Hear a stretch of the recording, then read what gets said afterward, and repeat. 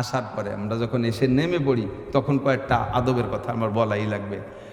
গাড়ি নিয়ে আসছে, আসার সাথে সাথে মোহাব্বত করিয়ে আসছে, এটা জেনারেল সিস্টেমের ভদ্রতা। আমার এটা বিবেকে পছন্দ হয় না। সেটা হলো গাড়ি দাঁড়ানোর সাথে সাথেই আইসিয়া কর্তৃপক্ষ দৌড়ে গেটটা টাইম দিয়ে খুলিয়ে ফেলে দেয়। গাড়ির গেটে আপনি হাত দেবেন না, কথাটা মনে রাখবেন। গত বছরের এই বছর আমার এই নতুন গাড়ির আগে একটা গাড়ি ছিল, এইভাবে টান দিয়েছে, ভিতর দিয়ে লক করা, খোলে না, এমন জোরে টান দিয়েছে লকটা ছিঁড়ে চলে গেছে। যা আওয়াজের হাত দিয়া দিয়েছে সে লক কিনাটা হয়নি। এটা খুলবেন না। এটা হলো এক হলো ক্ষতি। 2 নম্বর আরেকটা কারণ সেটা বলি, সেটা হলো আমি এই জায়গাতে ওয়াজ করছি, ঘামি গেছি, আরেক জায়গাতে ওয়াজ করছি, ঘামি গেছি। আমার গাড়ি আমি একা খুলে জামাটা খুলে একটু বিশ্রাম নিচ্ছি, এই করতে করতে ঘুমাই গেছি গাড়ির মধ্যে। ড্রাইভার আইসে এই জায়গায় উপস্থিত হয়েছে, লোকজন প্রধান বক্তা আছে, প্রধান বক্তা আছে, 40, 50, 60 জন আইসে আপনি গেটটা খুলে দিয়েছেন, দেন যে হুজুর লুঙ্গি ভরে খালি গায়ে শীতে রয়েছে। এটা আমার জন্য এটা অপমান, এটা লজ্জার বিষয়। আপনি আমার গাড়িতে হাত দেবেন না, আপনি বাইরে থাকবেন। আমার গাড়ি আমি আটকাতেও পারি, খুলতেও পারি, এটা আমার দায়িত্ব। আমার কখন বেরোনোর সময় হবে আমি হিসেব করি, এটা টাইম মতো বের হবো। এরপরে ভিতরে আসার পরে আর কিছু কথা আছে। ভিতরে আসার পরে দলে দলে মুসাফা, ঠিক আছে, এটা আমি আমার জন্য আমি অনুমতি দিছি। ভিতরে যখন থাকবো মুসাফা করেন, তবে মুসাফা করিয়ে জায়গায় বসিয়ে থাকে, মুসাফা করেই বসে পড়ে, মুসাফা করেই বসে পড়ে, মুসাফা। আমারটা আমি বলতেছি, জায়গা বিশেষ যেখানে যেরকম সেখানে সেরকম মুআমালা করবেন। বুঝতে হবে এই পরিবেশে আমার বসাটা কামনা করে কি করে না, আদাবুল মুআশারাত। দলে দলে উলামায়ে কেরাম আইছে, দলে দলে সাধারণ মানুষ আইছে, মুসাফা করে করে হুজুরির ওই খানকা ভরিয়ে ফেলাইছে। এই বইরে ফেলাইয়ে কেউ উঠতেছে না।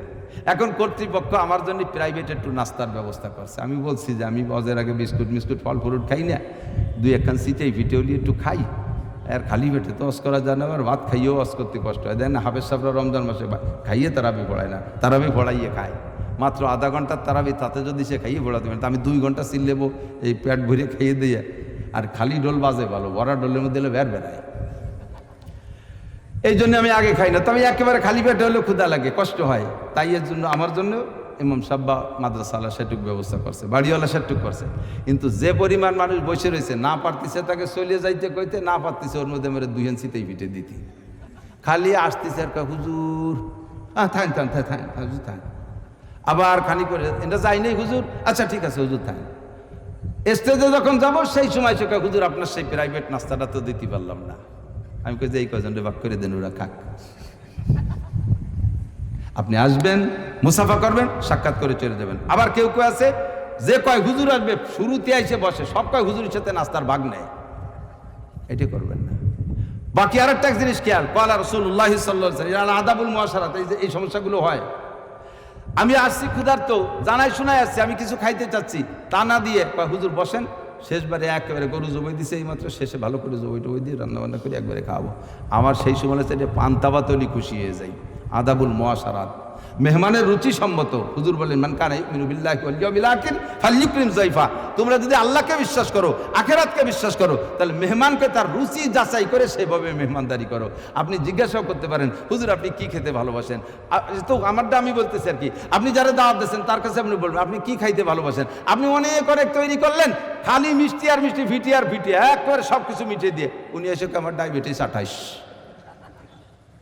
একদিকে আপনার পয়সা গেল, মহিলাদের পরিশ্রম গেল, অপর দিকতে খাইতে পারলো না। এটা মেহমানদারের আদবের খেলাফ।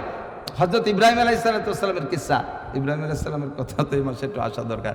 ইব্রাহিম আলাইহিস সালামের কাছে 8 জন আইছে মেহমান। কয়জন? 8 জন। সূরা জারিয়াতের মধ্যে আছে উনি 3 দিন খানা খায় না। ইব্রাহিম আলাইহিস সালামের 3টে স্বভাব ছিল। একটা হলো উনি মেহমান ছাড়া খানা খায় না, 2 নম্বরে অনার্থক সময় নষ্ট করে না, 3 নম্বরে দিন ও দুনিয়া একসাথে যদি উপস্থিত হয়, দিন তো দিন ধর্ম, আর দুনিয়াটাও বৈধ, তো বৈধ দুনিয়া ধরতে গেলে দিন ছুটে যায়, আবার দিন ধরতে গেলে দুনিয়াও ছুটে যায়, আবার দুনিয়াটাও খুব জরুরি। এইরকম মুহূর্তে উনি দিনকে প্রাধান্য দিয়েছে দুনিয়াকে ছেড়ে দিয়ে। কথা কি বলছেন নাকি? 1 নম্বরে মেহমান ছাড়া খাইতেন না, 2 নম্বরে সময় অপচয় করতেন। এই যে চার দোকানে বসে, আপনাদের দিক আছে নাকি আমি জানি না, বুড়োরা সংসার থেকে রিটায়ার্ড হয়ে গেছে যারা, ছেলেরা কামাইয়ের বস্তা করে টাকা দেয়, বাপে খালি ভাঙ্গে চড়ে আর খায়। এই বাপে আর তার কোনো কাম নাই, উনি রিটায়ার্ড। উনি সকাল 8টায় যে চার দোকানে বসে, উনার ফাঁসার ঘষায় বেঞ্চ পাল্টানো লাগে মাসে 2 বার। আজান দিলি পরে ওই জায়গাতে বাড়ি চলে যায়, মসজিদে যায় না। এই যে সময় নষ্ট, কিয়ামতে আল্লাহর কাছে জব দেওয়া লাগবে। ইব্রাহিম আলাইহিস সালামকে আমি যেখানে বসা আছি এখান থেকে উঠে ওই জায়গায় আমি বসি না, যদি ওই জায়গা আমার এই দুইটা লাভের একটা লাভ না পাই। একটা হলো ওখানে উঠে বসলে যদি আমার আখেরাতের লাভ হয়, তাহলে এই জায়গা থেকে ওই জায়গায় যে বসবো, নাহলে বসবোই যেহেতু, তো এখানেও বসা ওখানে বসতে ও জায়গা বসবো কেন? আমার ঘরে বসা, আমার মসজিদে বসা, আমার মাদ্রাসায় বসা, ওয়াজের মাঠে বসা, এখানেও বসা, চার দোকানেও বসা, ও জায়গা বসলে দুনিয়ার পচা দরবার। কথায় কথা আইছে যা না কয়ে পারি না। চার দোকানের দুনিয়া নাম কয়টা নাম খেয়াল করেন? চার দোকানের কয় নাম আমাদের বাংলাদেশে? একটা হলো দারুল ইফতা, ওলামায়ে কেরাম বলছে দারুল ইফতা বলে যেখান থেকে ফতোয়া সাপ্লাই হয়, যেমন খুলনা দারুল উলুম, গোলাম মুফতি গোলাম রহমান সাহেব ফুলবাড়ি গেট মাদ্রাসা, এগুলো হলো দারুল ইফতা। এই জায়গাতে ফতোয়া সাপ্লাই হয়। আমাদের দেশের সব চার দোকানগুলো দারুল ইফতা, ওইতে ফতোয়া সাপ্লাই হয়। হুজুর বৈঠে রয়েছে প্রিন্সিপাল স্যার, হুজুরের কাছে একজন জিজ্ঞেস করছে, হুজুর এই মশালাটা কি হবে, উত্তর কি? তো হুজুর ভাবতেছে যে কি বলবে, এর ভিতরে আরে কপাল, বিড়ি খাওয়া মুফতিরা জাইড়িয়ে দিচ্ছে ফতোয়া, বিড়ি দুমো আর মশলা বক বক করে বাড়িতে দেন, অথচ আগে সোচে না, মুইতে পানি নেয় না। এলো দারুল ইফতা। 2 নম্বর হয়েছে এই চার দোকান করেছে মিনি সংসদ ভবন। ওই জায়গায় যারা বসে এরা অনির্বাচিত এমপি, ভোট টোট কিছু লাগে না, বুদ্ধি চিলিয়ে।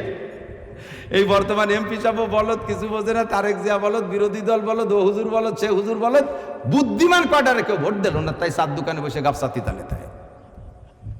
এই যে ভাও সময় নষ্ট, সময়ের মালিককে মহিলারা বসে কাম নাই কাজ নেই। এদিক দেখেন, মহিলারা রিটায়ার্ড হয়ে গেছে সংসার থেকে। একটু জবাব দেন মুরব্বীরা।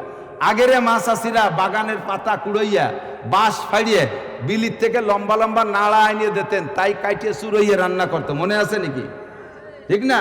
আর এখন সব অটো, রাইস কুকার, তারপরে পেশাব কুকার, নাকি প্রেসার কুকার। প্রেসার কুকারে 3 ফুসি গোস্ত হয়ে যায়। রাইস কুকারে চুলো লাগে না, ঘর বাড়ি লেপা লাগে না, দুয়া বুয়া সব পাকা পোস্তা, উঠোনো পাকা হয়ে যাচ্ছে, কারেন্টের ফ্যান, কোনো কিছু লাগতেছে না। আগে বাচ্চা কাচ্চা হওয়ার আগে 40 কেন কুটি খেতা বানাইতো, মনে আছে নাকি মহিলারা? এখন সে কুটি খেতা নাই, প্যাম্পাস কিনে সব সাফ করে দিচ্ছে। এরপরে শীতকাল আসলে ল্যাপ সেলাই সব বাদ, কম্বল কিনে নিয়ে আসো। এরপরে সুন্দর সুন্দর কাঁথা সেলাই করতে মুরব্বীরা বলেন, এখন সে কাঁথা আছে নাকি? 150 টাকার কম্বল হয়ে গেছে। তার পরিবর্তে আগে খেজুরি পাতা দিয়ে বাটি বুনইতো, এখন সে বাটিও লাগতেছে না, 250 টাকা দিয়ে প্লাস্টিকের বাটি। সব কাজের থেকে মহিলাদেরকে রিটায়ার করে দিছি। এখন তাকে সময়টা কাজে লাগাবে কোন কাজ? ফেসবুক আর ইউটিউব আর গুগলের মধ্যে ডুইয়ে বগল চেপটি তালে রয়েছে। দুনিয়ার কাম 2-3 ছেলে মেয়ে ফেলাই তুইয়া আগেই বলে নিছে, আইলিও জালিও যা আসে তাই কব। আজকে এদিকটা খান, 2-3 ছেলে মেয়ে ফেলাই রেখা মা আর একজনের সাথে চলে যাচ্ছে। এই অ্যাক্সিডেন্ট কি এদিক ঘটে? আছে না? এটা আন্তর্জাতিক সুন্নত হয়ে গেছে। এটা আন্তর্জাতিক সুন্নতে পরিণত, নবীর সুন্নত না, শয়তানের সুন্নত। এই জাতীয় মহিলাদেরকে দেখে কুত্তই বমি হইয়ে দেয়। কুত্তই শুনতে পারলি ওই এলাকায় থাকে না, না আমার তা ঠিক হবে না। এরা আমাকে চাইতে কয়েক গ্রেড উপরের, এরা ক্লাসে উঠে গেছে।